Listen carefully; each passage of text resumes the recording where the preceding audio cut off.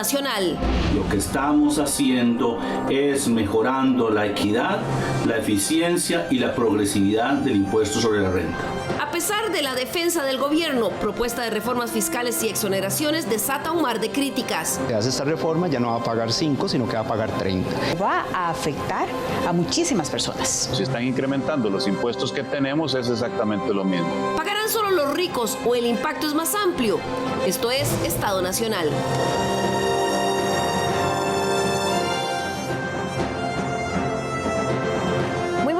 Muchas gracias por acompañarnos nuevamente acá en Estado Nacional. Gracias por estar con nosotros la mañana de sus domingos. En días recientes, el Ministerio de Hacienda presentó 5 proyectos de ley para reformar impuestos e incentivos fiscales. Esto, por supuesto, ha desatado toda una serie de posiciones, críticas y defensa de los mismos. Hoy vamos a analizarlos un poquito más en profundidad. ¿Cuáles son las implicaciones que tienen todos estos proyectos, estas propuestas que se están haciendo? Para eso, permítame presentarle a nuestros invitados del día de hoy, que es sin duda un panel de lujo, sobre todo orientado a la discusión técnica. Nos acompaña el día de hoy Diego Salto, quien es doctor en Derecho Financiero y Tributario, docente, conocida fuente en el tema especializado de impuestos. Buenos días, don Diego. Buenos días, Liliana. Muchas gracias por la invitación. También nos acompaña el día de hoy don Germán Morales. Él es contador público y docente, socio de la firma Grant Thornton, otro tributarista que consultamos frecuentemente cuando tenemos que hablar de impuestos. Bienvenido, don Germán. Gracias, un gusto estar aquí el día de hoy también. Además, el día de hoy nos da mucho gusto contar con la participación de Priscila Zamora, viceministra de Ingresos del Ministerio de Hacienda. Priscila, ha estado usted desde todos estos días, incluso presentando estos proyectos en la Asamblea Legislativa. Muchas gracias por hacer un espacio y estar aquí en Estado Nacional. A ustedes gracias por el espacio. Buenos días a todos y todas. Además, para complementar esta primera parte del programa del día de hoy, también nos acompaña don Eliezer Feinsack, diputado del Partido Liberal Progresista y una de las primeras voces que se levantó contra esta propuesta de proyectos fiscales. Buenos días, don Eli. Muy buenos días, Liliana. Buenos días a los compañeros del panel y a toda la audiencia de Estado Nacional. Muchas gracias por el espacio. Bien, vamos a comenzar, señora viceministra. ¿Cuál fue la intención de presentar estos 5 proyectos? Desde nuestra perspectiva, no tenía sentido presentar un único proyecto de ley, porque esto no nos iba a dar el efecto que nosotros queríamos en términos de la equidad, de la justicia, de la progresividad. Y justamente por esa razón fue que hicimos un análisis integral del sistema tributario costarricense, por eso incluye temas relacionados con el impuesto sobre la renta, particularmente con la ley de impuestos sobre la renta.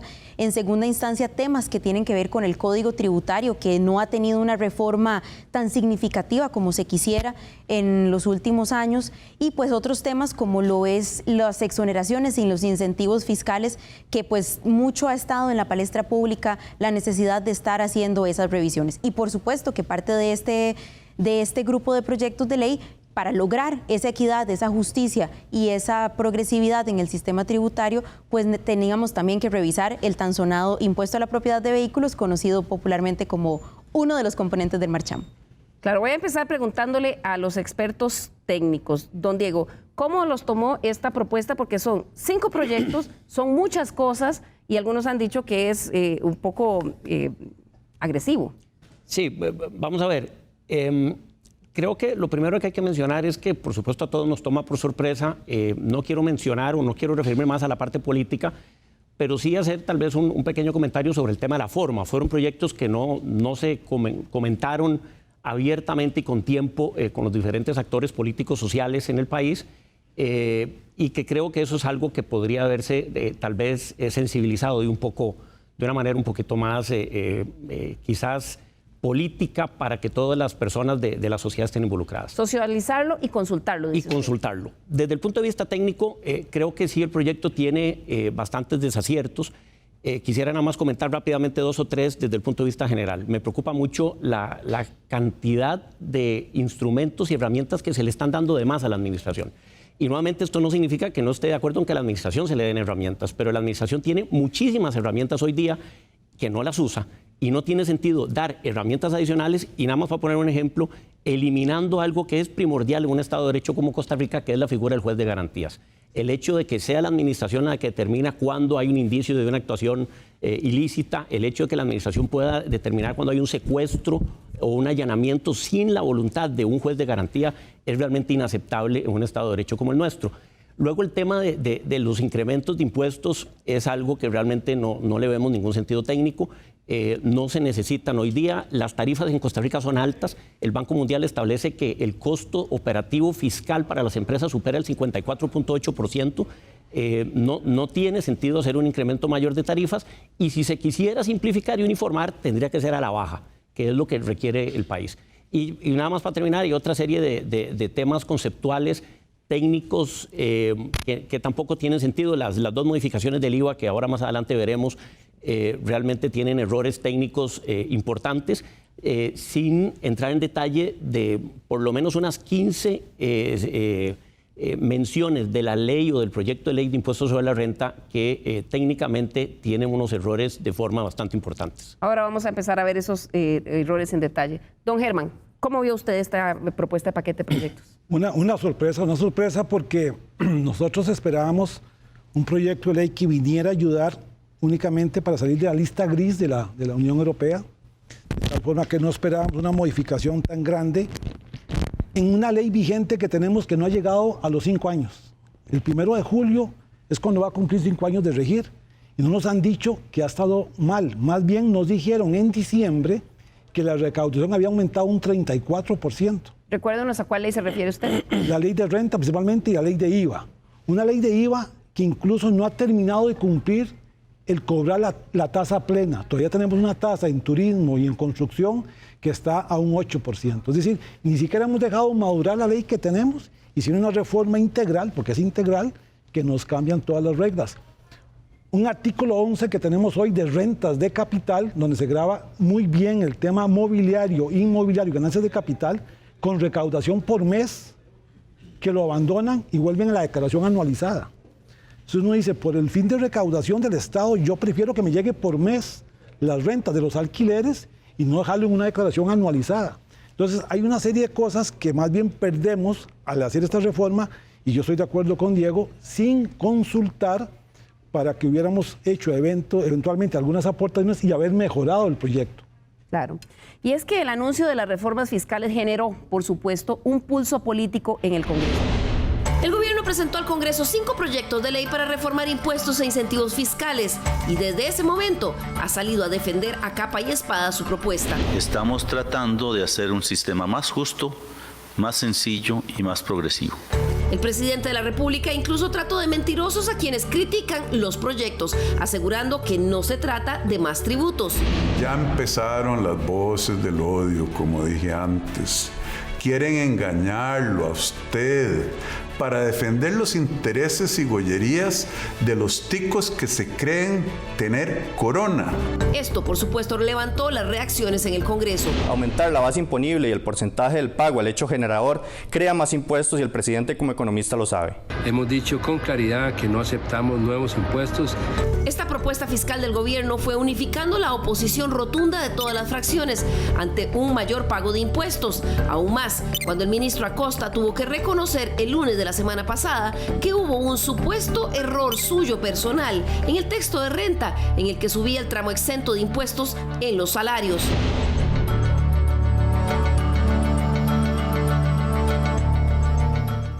Don Eli, esto sin duda ha generado una nueva fricción entre el Poder Ejecutivo y los diputados del Congreso. Primero porque no se esperaba, o no sé si ustedes esperaban que llegara esta propuesta tan amplia, 5 proyectos, y después porque el presidente ha dicho que quienes dicen que no está bien son mentirosos. Bueno, efectivamente, nadie se lo esperaba, nadie estaba al tanto del asunto. Yo soy miembro de la Comisión de Asuntos Hacendarios. Ningún diputado de la Comisión de Asuntos Hacendarios... en algún momento el ministro habló de que iban a presentar un proyecto de renta global donde iban a incluir la solución para el tema de la lista negra de la Unión Europea. De ahí a sacar 5 proyectos tan amplios como estos, nunca lo avisó. Tan de sorpresa nos tomó que ni siquiera la diputada Pilar Cisneros, que es jefa de fracción, prácticamente vocera del gobierno y miembro de la Comisión de Asuntos Hacendarios, ni siquiera ella sabía lo que venía, ¿verdad? Entonces, efectivamente, en comunicación un 0, ¿verdad? En socialización de los proyectos, un cero absoluto. Y en el contenido de los proyectos, bueno, ¿para qué he hecho yo más leña de lo que ya han dicho los dos expertos técnicos? Porque si yo digo las mismas cosas, resulta que va a tener una connotación política. En la Asamblea Legislativa hay 3 diputados economistas. Ninguno de los 3 sabíamos de esto. Ninguno de los 3 fuimos invitados a dar nuestras opiniones, a participar en la construcción, y ninguno de los 57, tengo que decir, invitados a participar en la construcción de una propuesta que pudiera ser potable. Tengo que decir que en el gobierno de don Carlos Alvarado, cuando yo no era diputado, yo era un ciudadano privado con una columna de opinión en un periódico, fui invitado junto con economistas y escritores, digamos, de opinión de todos los partidos, de diferentes medios de comunicación. Tuvimos una reunión con el presidente, la ministra de Hacienda, la coordinadora del equipo económico, para presentarnos la propuesta de plan fiscal que iban a presentar. En esa mesa se hicieron críticas, se hicieron observaciones, se hicieron recomendaciones.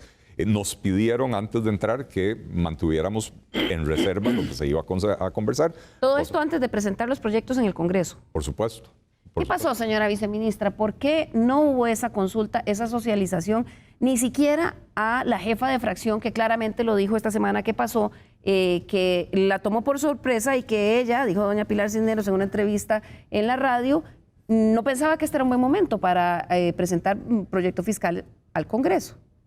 Claro que sí. Bueno, de parte nuestra, nosotros hicimos una labor de socialización, particularmente con la propuesta de ley del impuesto sobre la renta.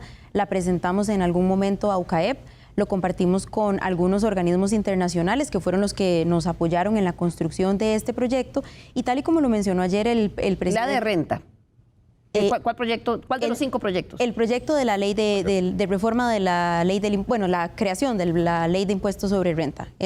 La propuesta de ley de impuestos sobre renta, esa se compartió, se vieron algunos de los aspectos. ¿Con diputados la consultaron previamente? No. ¿Con fracciones no? ¿Por qué? No. ¿Por qué con UCAEP sí y con las fracciones no? Porque eso era lo que iba a mencionar, que como comentó el presidente hace un par de días, la intención acá era hacer la presentación de esta estrategia a través del evento que se llevó a cabo la semana anterior, y la idea era presentar una serie de propuestas, porque eso es lo que son propuestas. Pero son proyectos de ley ya. Correcto, pero para abrir el ámbito legislativo a toda la discusión. Más o menos como para ver que se puede llevar a cabo en ese foro. Creo que no lo diría de esa forma, creo que hemos hecho nosotros de parte nuestra el análisis técnico correspondiente con los equipos que conforman el Ministerio de Hacienda. ¿Su jefa de fracción oficialista no sabía de esto? El tema se había comentado de una estrategia fiscal, efectivamente, eso en términos generales sí. Pero ella no conocía estos 5 proyectos. El detalle de los proyectos no. ¿Por qué no lo conocía ni la fracción oficialista? La estrategia fue presentarlo en ese evento. ¿Cuál le parece a usted esa estrategia, don Eli? Bueno, yo creo que la reacción ha sido generalizada, no solo entre los diputados, la reacción de la población ha sido generalizada en contra de esta propuesta. Creo que es una estrategia absolutamente equivocada. Y tengo que decir además de que las palabras de la viceministra no concuerdan con el discurso del presidente. Si esto es nada más una propuesta, como dice doña Priscila, para abrir la discusión en la Asamblea Legislativa, ¿cuál es el sentido de que el presidente convoque una cadena nacional para llamar desde antemano voces del odio, mentirosos, serviles y defensores de ticos con corona a las personas que preventivamente, lo dice él, se pudieran oponer a estas propuestas? Entonces, ¿son propuestas para discutir o son propuestas para que los diputados hagamos lo que al presidente se le pega la gana? También me llamó la atención, señora viceministra, que en la conferencia de prensa el señor ministro don Nogui Acosta dijo que su intención es que estos proyectos queden aprobados en 2 meses. Fue para julio, ¿qué dijo? No, tal vez ahí vamos a... Pero él lo dijo. Vamos a aclarar el tema que es un tema urgente, es el tema de la salida de la lista negra de la Unión Europea, la salida integral, estructural, que es una solución al problema que fue identificado por la Unión Europea, está planteado en uno de estos proyectos de ley. En uno, pero no en los 5. O sea, el que esperan que esté en 2 meses es el que tiene que ver con la lista de paraísos fiscales. Ese aspecto es el que es más urgente, pero ciertamente también el ministro ha sido claro al señalar que por el momento en el que estamos, por la situación fiscal en la que estamos en este momento, no hay, y lo dijo también el señor presidente, no estamos ante un momento ante el cual, a diferencia de lo que ha sucedido en el pasado, estemos ante una urgencia de aprobar la totalidad de las reformas que se están planteando. O sea, usted lo está diciendo aquí, no urge aprobarla, señora viceministra. No urge aprobar estas propuestas. Estas propuestas pueden ser discutidas, deben ser discutidas, porque eso es parte del sano ejercicio democrático del sistema tributario que queremos construir para poder efectivamente contar con el financiamiento requerido para el Estado social de derecho que hemos buscado construir. ¿Cómo es usted, don Eli? ¿No urgen? Bueno, definitivamente no urgen porque no son necesarios. Pero el ministro dio a entender en la conferencia de prensa esta semana que sí esperaba que en 2 meses se aprobaran. Es que en el ministerio tienen una confusión mental enorme y están haciendo un arroz con mango. Están mezclando una reforma fiscal integral que técnicamente está mal planteada con la solución del problema de la lista negra europea. Para la solución de la lista negra de la Unión Europea hay 2 proyectos de ley que yo conozco que están presentados, que resuelven pero que están en la corriente. Uno es nuestro, de la fracción del Partido Liberal Progresista, el otro es de la fracción de la Unidad. Cualquiera de los 2 sirve como punto de partida porque resuelven el problema de la Unión Europea de una manera sencilla, clara, elegante y sin tener que entrar en la discusión de fondo de si el sistema tributario costarricense hay que cambiar de renta territorial a renta mundial, de que si es renta global o sigue siendo cedular, de si le metemos un 30%, un flat tax del 30% a las microempresas para estimularlas. Es para estimularlas hacia la informalidad, ¿verdad? Entonces, me parece que confunden las cosas. El mensaje del presidente ha sido de urgencia, ha sido de no toquen lo que enviamos los proyectos perfectos y quienes se opongan a esos proyectos son mentirosos y serviles. El mensaje de la viceministra contradice al presidente de la República y si usted ve la imagen que pusieron aquí en la pantalla de esa cadena nacional, usted puede ver el lenguaje físico de don Novi Acosta. Él está escuchando al presidente y está más incómodo que una gallina en una convención de zorros. ¿Cómo ven ustedes, se lo pregunto primero y luego a don Germán, esa propuesta para salir de la lista negra? Me parece que es la propuesta equivocada, no es la propuesta que necesita el país. Si lo que se presenta en esos proyectos es básicamente un cambio absoluto del sistema de criterio de sujeción en Costa Rica, se pasa a un criterio de renta mundial para absolutamente todas las rentas pasivas. Eso no tiene ningún sentido. He tenido oportunidad de leer el proyecto que propone el PLP y el proyecto del PUSC. Son, como lo decía don Eli, 2 puntos de partida muy buenos y solventes técnicamente. Y le voy a decir también por qué son solventes técnicamente. Porque además de tener los argumentos apropiados, están inspirados en la solución que Uruguay utilizó recientemente para salir de la lista negra. Tal vez a veces ¿Y qué le funcionó? ¿Qué le funcionó? A veces nos queremos poner más creativos que lo que nos están exigiendo, perjudicando y sin siquiera entrar en la apertura de un debate a nivel nacional sobre el cambio de un criterio de sujeción, que si se quiere hacer es una decisión de política fiscal. Abra el proceso de discusión y se hace un proceso de análisis técnico.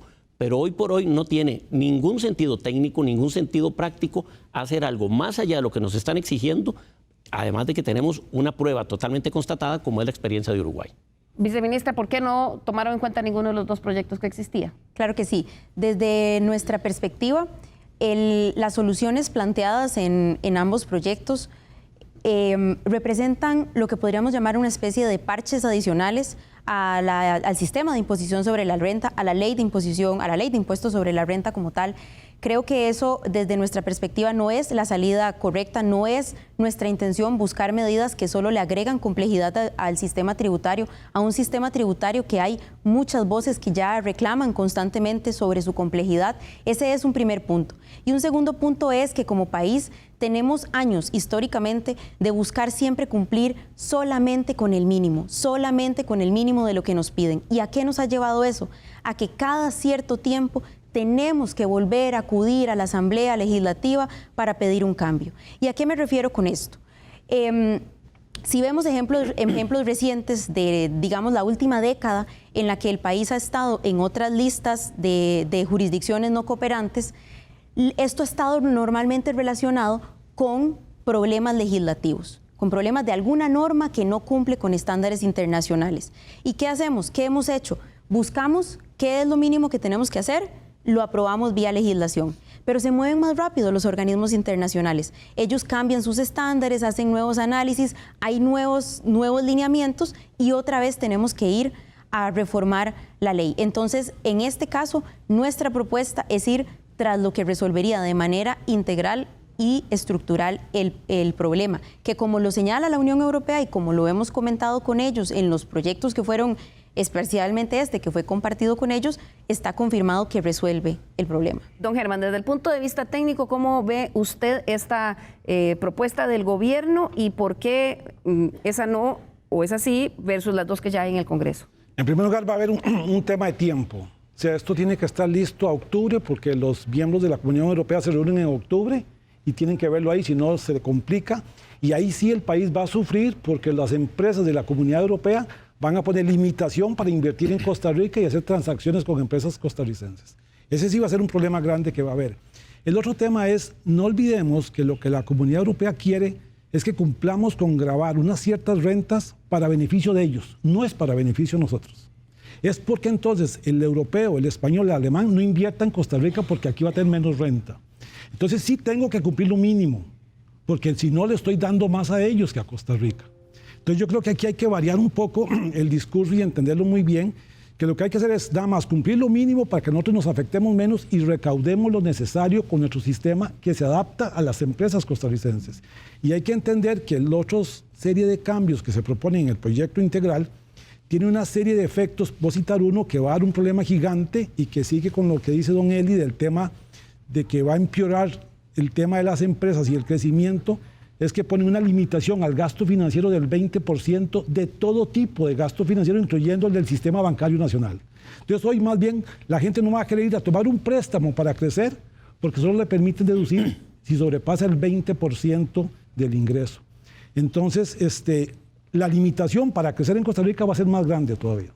Más allá de esos discursos políticos entre gobiernos y diputados sobre si pagarán o no más los ticos de aprobarse estas propuestas, lo cierto es que ya hay preocupación en varios sectores donde sí se va a ir una afectación. Aquí en Estado Nacional corrimos algunos ejercicios para que usted vea cuáles son algunos de los impactos de los textos, tal y como están en este momento presentados en el Congreso. Veamos.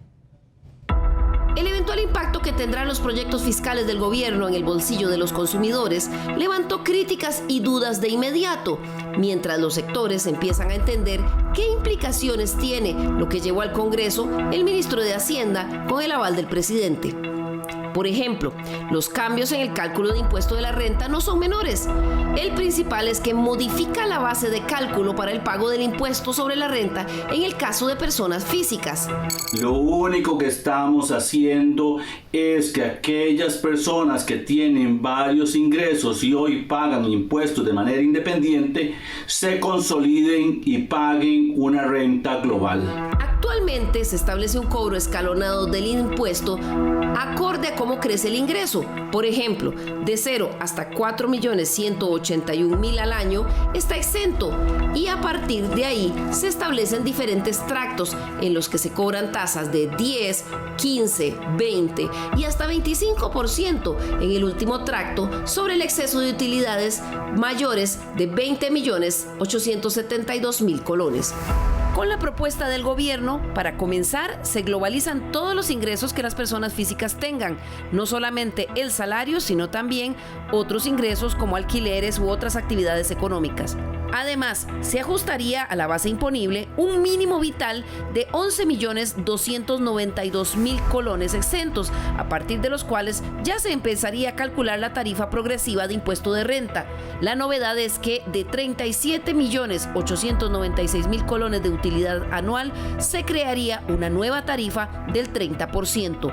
Otro cambio es que todas las personas, incluyendo los asalariados que hoy no lo hacen, tendrían que presentar declaración anual ante la administración tributaria.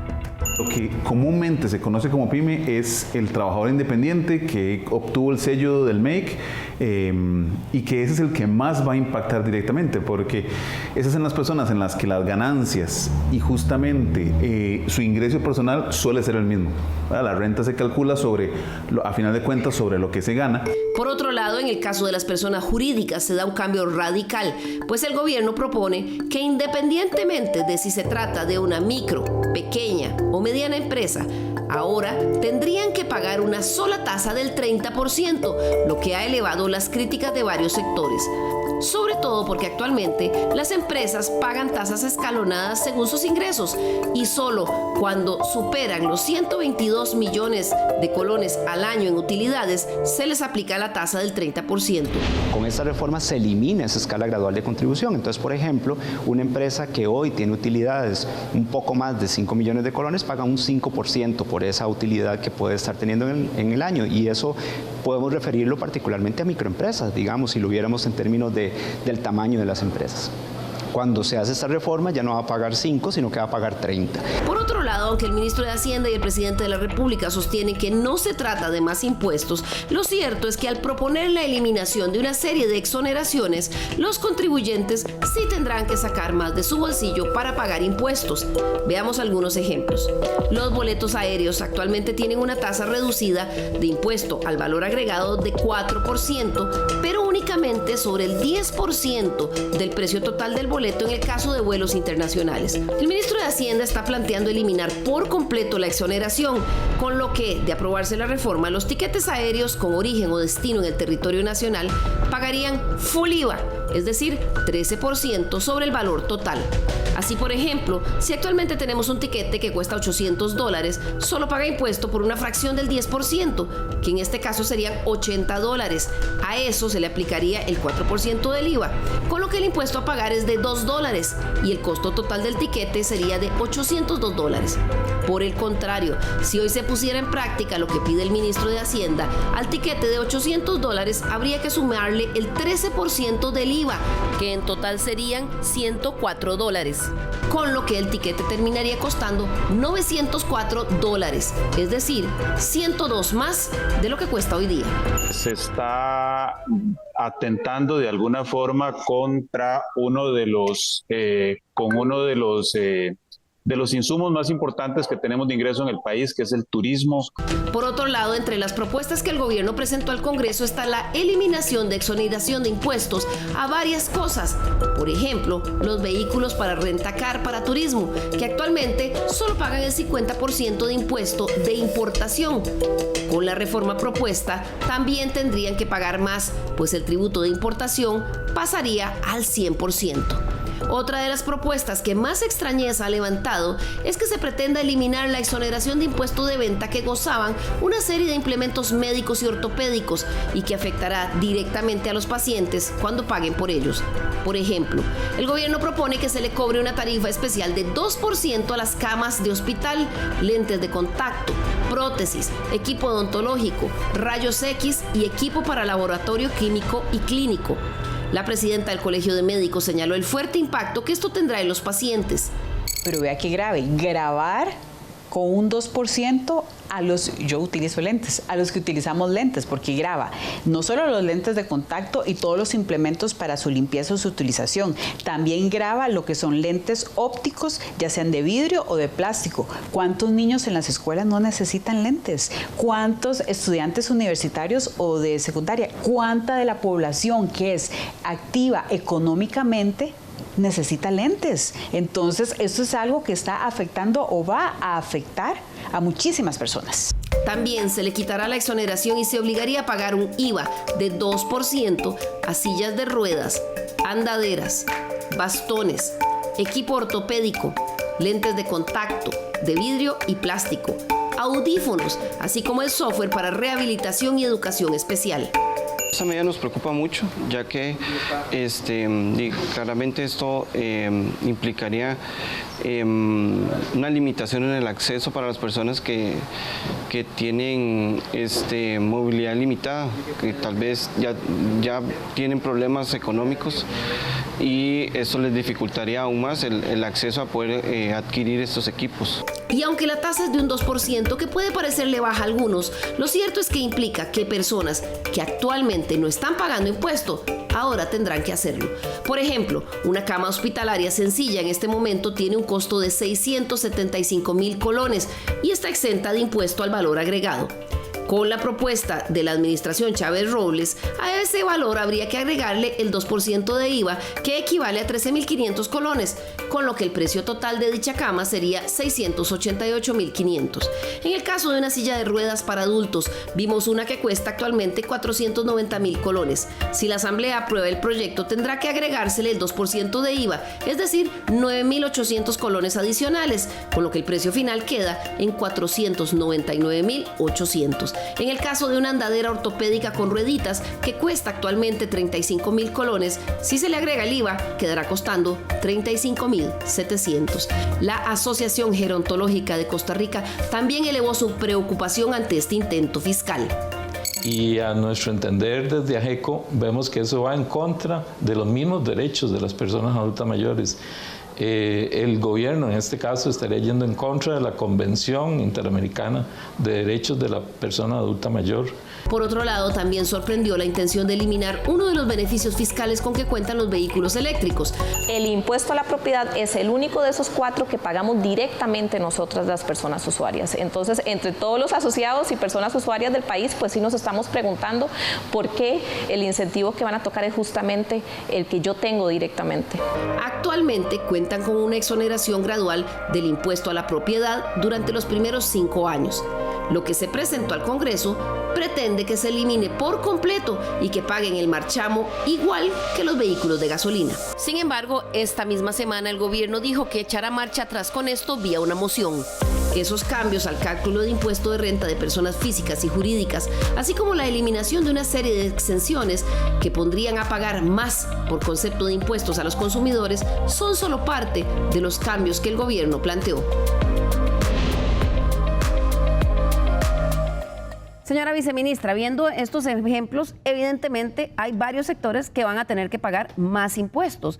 Claro, pero lo que yo quiero que quede muy claro es que ese mínimo vital lo estamos igualando para personas físicas con actividad lucrativa y para asalariados. Ese es el cambio que elimina una distorsión histórica gigante que hemos tenido y que ha generado una tributación muy distinta entre personas físicas que trabajan de manera independiente y personas físicas que son asalariadas. Ese cambio, ese llevar a esas personas que hoy tienen una exención, digamos, de un tramo exento de los 4 millones para abajo, lo estamos llevando a ese nuevo monto. Es una gran cantidad de dinero anual la que se está reconociendo. Pero también tiene la diferencia que ese trabajador independiente ya no solo va a tributar solo por ese trabajo independiente, sino que si tenía unos alquileres, don Germán, ¿es así? Sí. Se le va a ampliar. Sí, y hay una pequeña diferencia, que es que la base imponible que le quitan, que le estaba exento hoy al trabajador independiente, es sobre la base neta, después de quitar los gastos. Eso es así hoy también en la propuesta. Mientras que la propuesta lo quita, pero lo quitan a un total de 10 millones. Es decir, que no es comparable una base con otra, porque no es el mismo monto como se tiene que ver. Y recuerden que además se sube en la escala progresiva a un 30%, donde hoy llega hasta 25%. Y en general los tractos se suben cada vez más.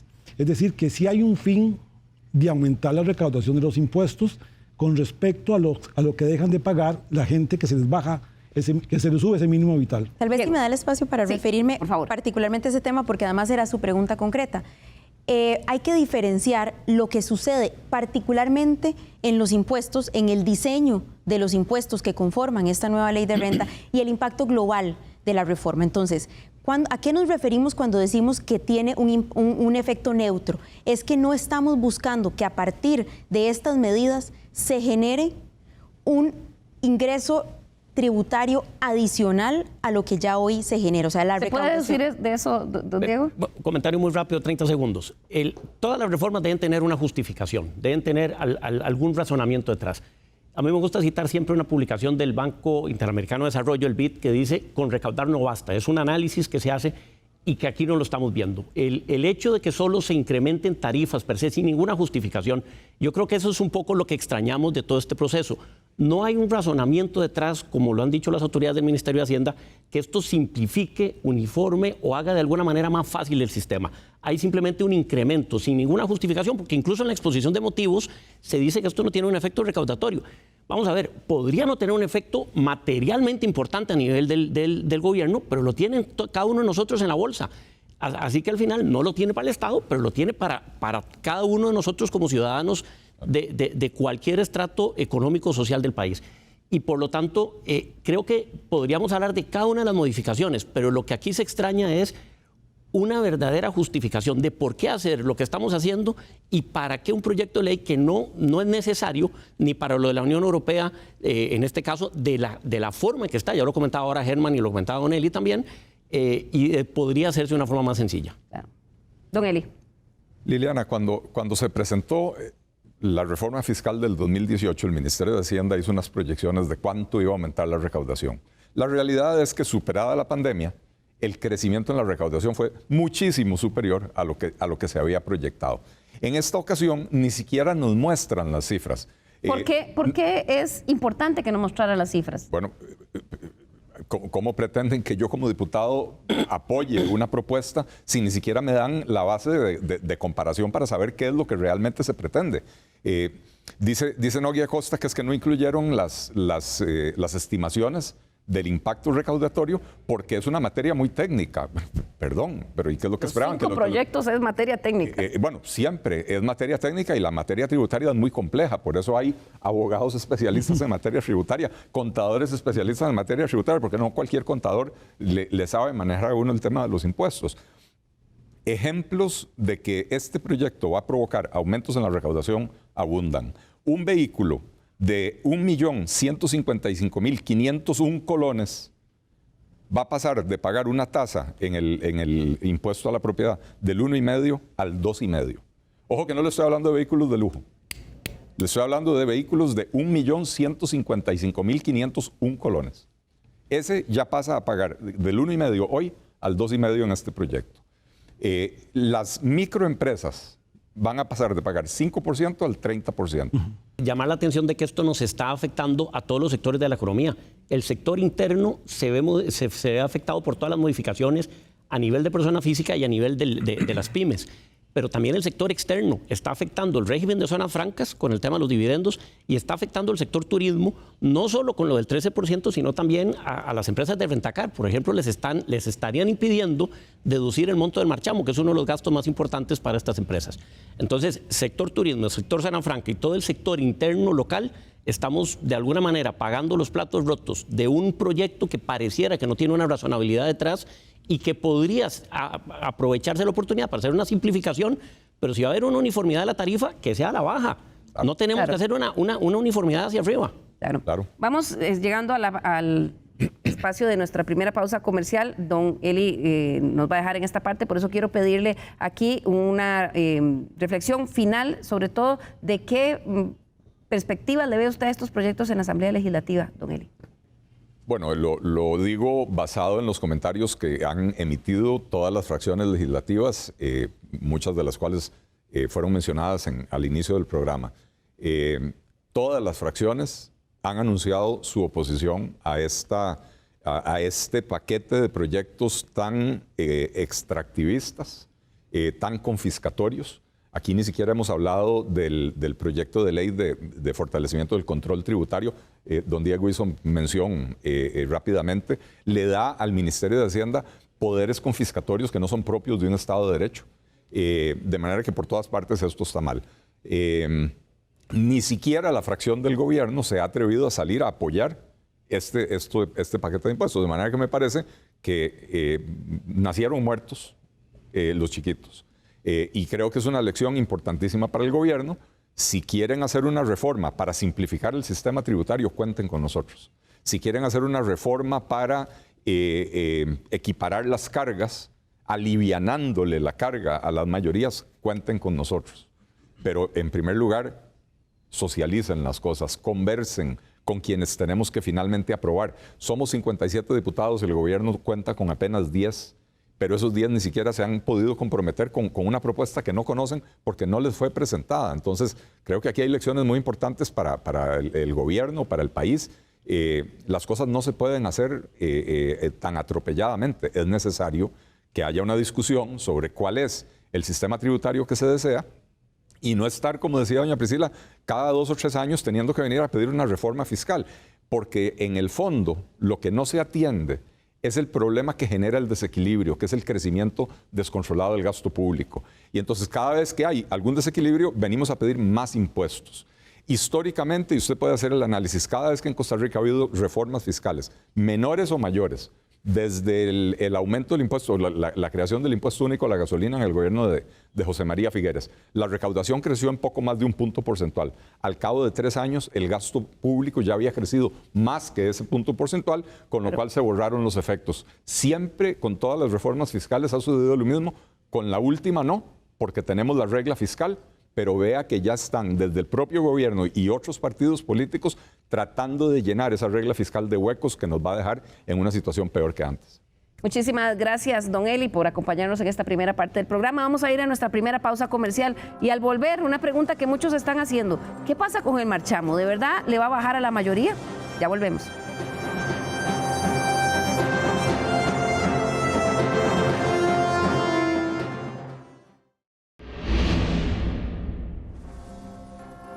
Recuerde nuestro correo l.carranza@teletica.com. Nos interesa mucho conocer sus observaciones, críticas y sugerencias para el programa.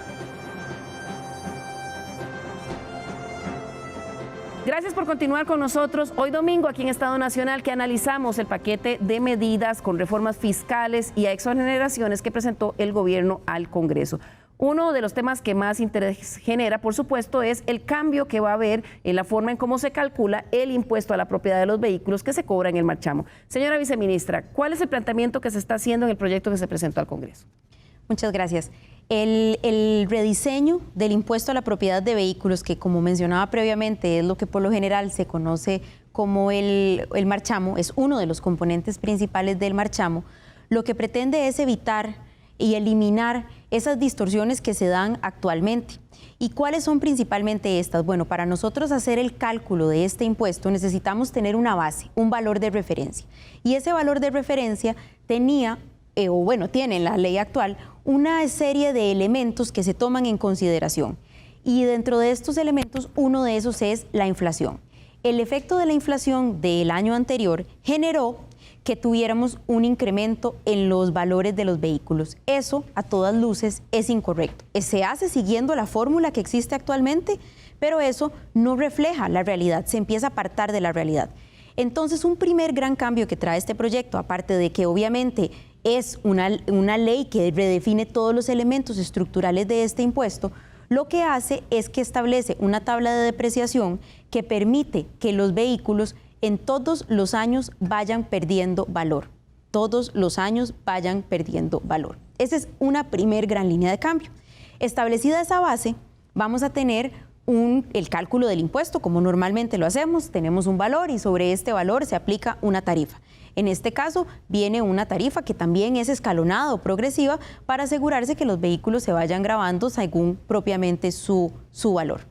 Claro, en esta segunda parte del programa nos acompaña doña Liliana Aguilar, directora ejecutiva de la Asociación de Importadores de Vehículos, AIVEMA. Buenos días, doña Liliana, qué gusto tenerla aquí con nosotros. La invitamos porque ellos han estado analizando esta propuesta que se ha hecho de cambio de modificación en el cálculo del impuesto a la propiedad. ¿Cómo vieron ustedes lo que está planteado en el Congreso? Buenos días y gracias por la invitación. Vamos a ver, partiendo de lo que acaba de exponer la señora viceministra, quisiéramos hacer nuestras observaciones al proyecto. En primer lugar, estamos de acuerdo que había que modificar la ley de 7088, que tenía 37 años de estarse aplicando y que tenía unos parámetros perversos, llamamos nosotros, porque por un lado bajaban los vehículos y por otro lado los subían. Entonces siempre habrían la posibilidad a que 3.000 o 4.000 personas impugnaran el marchamo y el resto, el impuesto a la propiedad, claramente. Y después se mantuviera el impuesto y el marchamo que iban a cobrar. Claro, ¿cómo ven esta otra propuesta? Porque el presidente de la República dijo que a la mayoría, a las personas y a sus vecinos les iba a bajar el marchamo. Vamos a ver. El primer aspecto fundamental es que cambian el hecho generador sobre el cual se va a cobrar el impuesto. Vamos a ver, y elimina, que eso para mí es muy preocupante, los valores de referencia que usted hacía mención con antelación. ¿Por qué?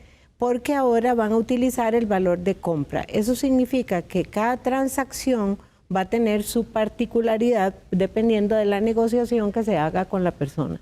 Si usted entrega un carro usado, si usted lo quiere con más o menos extras, entonces no van a tener parámetros claros para la cuantificación del hecho generador. En el artículo siguiente de exenciones también eliminaron algunas que se deberían de reincluir en las mociones. Y otra parte importante es el estudio que hicimos de los tramos y los procesos de depreciación. Que es necesario establecer reglas claras de depreciación a los ciudadanos, estamos totalmente de acuerdo. Estamos totalmente en desacuerdo. Una depreciación que después de 14, 15 años va a 0,5, 0,6. O sea, una depreciación de un vehículo a 30 años nos parece inaceptable. Las tablas de las tarifas o los tramos que establecieron cada 2 millones de colones, no sabemos de dónde los tomaron. Ahora, haciendo los cálculos que con base en información que consta en el expediente, los vehículos, habría que hacer 2 análisis distintos. Si se toma la base del registro público de los valores de los vehículos, eso muchas veces está desfasada de la realidad. Si ese es el texto base para hacer los comparativos, habría que separar lo que es flota circulante y lo que son unidades de importación.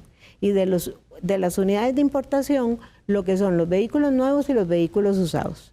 Porque, por ejemplo, no veo en el expediente cómo le van a aplicar depreciación o cómo van a participar o cómo van a movilizar un vehículo que entra depreciado.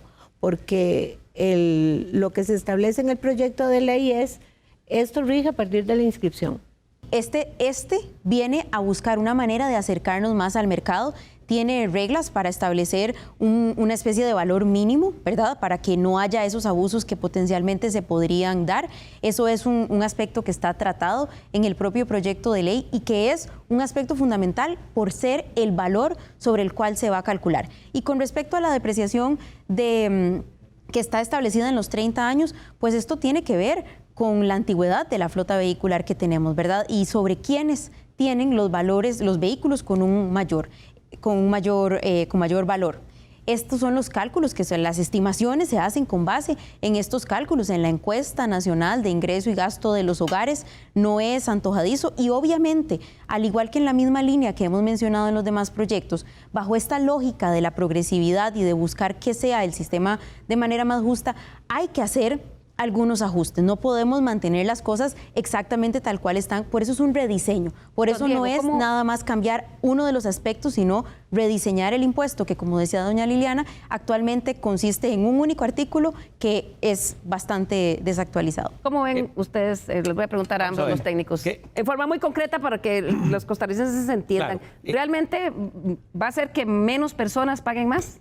Vamos a ver, creo que tenemos un punto de partida de acuerdo y es que hay que cambiar el sistema. Eso creo que todos lo tenemos muy claro. Ahora, me parece que el sistema propuesto no es el adecuado. Me preocupa el apetito recaudatorio que se da y que no es algo que estamos viendo solo en vehículos. Esto lo hemos visto también en inmuebles, donde en inmuebles para el impuesto solidario, por ejemplo, se ha dicho que la vida útil de las casas, de la infraestructura, puede llegar a estar hasta de 120 años. Y aquí estamos diciendo que los vehículos va a llegar a 30 años, con un incremento además de las tarifas.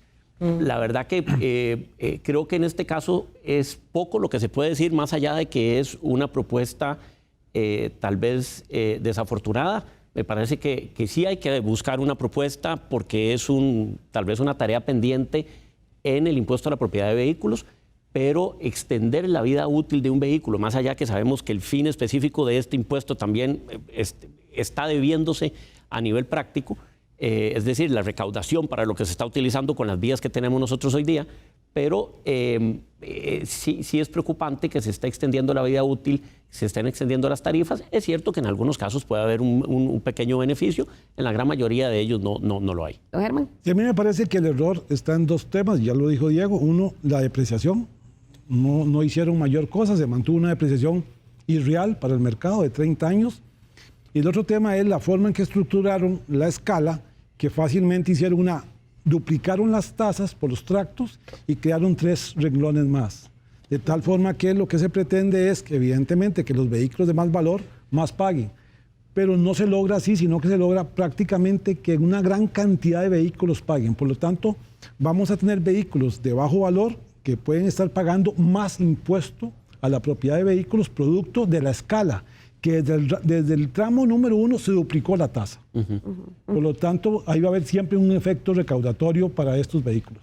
Tal vez la parte más grave, Liliana, es que aquí están tomando en consideración lo que es la flota circulante, porque vehículos a partir de 6 millones de colones, ahí como los tractos son más seguidos, van a empezar a pagar más. Los carros de 5 millones para abajo, proporcionalmente, son los que estarían menos castigados, que son los de valores más bajos. Pero ¿qué sucede? Por ejemplo, el proyecto no hace distinción entre unidades nuevas, unidades usadas. ¿Y qué sucede? A partir de 23,000 o 26,000 dólares empiezan a incrementarse los pagos exponencialmente, que hay vehículos que nosotros estamos calculando de importación que llegan a aumentar 15, 30 y hasta un 70%. Y eso es inadmisible desde el punto de vista nuestro. La recomendación es, este expediente se puede mejorar, está iniciando su trámite legislativo, deberían de socializarlo. Y no solamente eso, empezar a hacer distinciones a las distintas categorías de mercancías, porque exponencialmente, sea con flota circulante, sea con los vehículos de primer ingreso, van a pagar más impuestos. Esta es matemática pura. Don Germán, tal vez, y otra pregunta, usted que tiene más conocimiento, el tema del tipo de vehículo, incluye también vehículos de trabajo, autobuses, camiones que son de trabajo y que van a duplicar el pago de impuestos por el valor que tienen. Y no solamente eso es el problema, ¿verdad? Taxis los están dejando con la misma tarifa. Le voy a poner un ejemplo que lo conversé con Liliana temprano. La tabla que hay actualmente, el piso es de que una unidad pague 26,000 colones al año. Eso significa que una persona con un carro de 5 millones o menos paga 71 colones al día para poder circular en las calles de este país. Y ustedes utilizan frecuentemente el tema de la progresividad del tributo. Un carro actualmente que paga 750,000 colones de marchamo, ya paga 2,000 colones diarios por circular en el país. Y si usted me habla de progresividad, entre más alto es el valor de la unidad, exponencialmente, y en los últimos 30 años, los carros de mayor valor, y conforme se van actualizando, van sosteniendo la carga de abajo. Por lo cual, el argumento de la progresividad no es admisible. El argumento de que no quieren recaudar no es admisible, como tampoco el principio de la equidad, porque un carro de alto valor está pagando de acuerdo a su valor, un carro de menor valor paga de acuerdo a su valor. Creo que... Sí, perdón. No, y súmele el hecho que no puedo deducir el costo del impuesto que estoy pagando de la propiedad. Es un renglón cuando en realidad es un costo necesarísimo para producir la renta para quienes utilizan cualquier vehículo para su actividad empresarial. Trabajar. Doña Priscila, este es un proyecto que estaría sujeto a revisión, a mociones. Vamos a ver, como lo mencionaba previamente, este y todos los demás proyectos son esa línea base que nosotros proponemos, que nosotros hemos hecho nuestros respectivos análisis para que esto tenga un impacto, en el caso de que lo tenga, cuando lo tiene, sobre aquellos que tienen mayores ingresos. Eso está así establecido en la propia Constitución de la Constitución Política de la República. El que tiene más, paga más. Y así están hechos los cálculos. Yo desconozco el origen y los supuestos con base en los cuales doña Liliana hace los cálculos que presenta y y que fueron presentados acá. Con mucho gusto podemos volver a atenderla a ella, como lo hemos hecho previamente con respecto a este proyecto de ley en particular y otros aspectos que a ella constantemente le preocupan. Los podemos volver a discutir y podemos hacer esas revisiones de si hay montos establecidos de manera puntual, como lo son, me parece que está en este caso una línea inicial de 31.000, si se puede mover. Pero lo importante de esto, de nuevo, es la misma lógica que hemos seguido. Los tramos que están establecidos, las tarifas que están establecidas, están hechos los cálculos de modo tal que no genere una pérdida recaudatoria, pero tampoco se está buscando un porcentaje adicional del PIB vía ninguno de estos proyectos. Efecto neutro. Don Diego, ¿usted considera que hay efecto neutro de total de los proyectos presentados? Muy brevemente, porque ya ahora sí tengo que cerrar. Yo creo que volvemos al mismo punto. El análisis no es si esto va a tener un efecto macro a nivel del gobierno o a nivel del Estado central. A cada uno de nosotros individualmente nos está generando un incremento de impuestos. A la gran mayoría, vea que antes le decía sector interno y sector externo, zonas francas, turismo y a toda la industria local. Sin ir, además, sin dejar de lado todo el tema del marchamo, el tema control tributario y muchísimos otros puntos como los del IVA a dispositivos médicos o en general a bienes médicos. Yo creo que hay un enorme espacio para poder hacer un ejercicio sano de análisis técnico, de buscar lo que el país realmente necesita, de buscar los tiempos, como el tema de la Unión Europea. No tiene sentido lo que nos están proponiendo cuando ya hay una solución específica para salir de la Unión Europea en octubre, y eso es lo que yo creo que hay una posibilidad de hacer, un ejercicio político de humildad, de podernos sentar los sectores académicos, los sectores políticos y el gobierno a ver algo. Don Germán. Yo lo que espero es ver los números. Me parece que va a haber un aumento recaudatorio y no es neutro. Creo que es más lo que se graba y lo que se espera recaudar. Me parece además que el tema de la exoneración del equipo médico hay que analizarlo diferente. Una exoneración puede tener varios objetivos, pero uno es que yo quiero incentivar una actividad, por ejemplo, que tiene una afectación social y la salud es pública. Todos pagamos por la salud pública, el trabajador y el patrono. Y más bien hay gente que no va a la salud pública, que no hace fila y que da espacio para que llegue otra gente. Entonces hay que incentivar este tipo de equipo para la salud privada, porque yo como Estado no lo doy correctamente. Entonces yo creo que ahí esas son las exoneraciones que hay que mantener en el tiempo, porque lo que hacen es dar un servicio público que el Estado no está dando. Claro. Y falta un poco más de análisis para ver todo esto. Comparto con Diego el tema de la forma en que está redactado algún tema tiene que ver con procesos que hacen de administración tributaria, que creo que, por ejemplo, hay algo que me parece que levantan el velo societario cuando existe un registro de transparencias.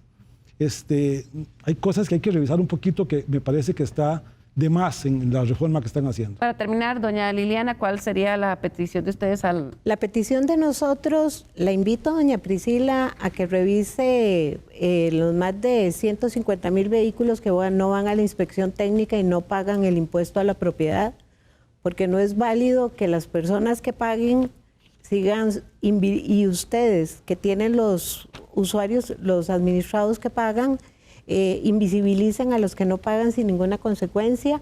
Verifique la ley 7447 que los autoriza, por ejemplo, a cobrar más impuestos por los vehículos ineficientes que entran al país y nunca lo han hecho. Un incremento en 30 puntos adicionales en el impuesto selectivo de consumo, nunca lo han aplicado.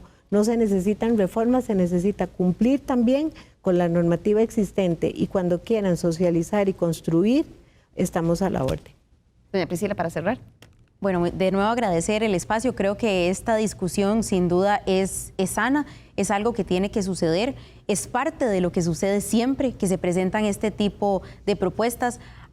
Creo que es un muy buen ejercicio inicial de ver cuáles son los criterios que existen al respecto. Las propuestas están puestas sobre la mesa, podemos discutir distintos aspectos según se quiera, según los distintos intereses, y bueno, el diablo está definitivamente en los detalles, así que podremos tener el espacio para poder ver cada uno de estos, porque como mencionábamos, el objetivo general de todos estos proyectos y de la estrategia como un todo tiene que ver con lograr un sistema más justo, más equitativo y más progresivo. Bien, muchísimas gracias, señora viceministra, señores expertos, y a ustedes en sus casas por acompañarnos. Seguiremos analizando porque definitivamente todos estos proyectos tendrán cambios vía mociones y es importante que los costarricenses lo sepamos. Nos vemos el próximo domingo nuevamente aquí en Estado Nacional.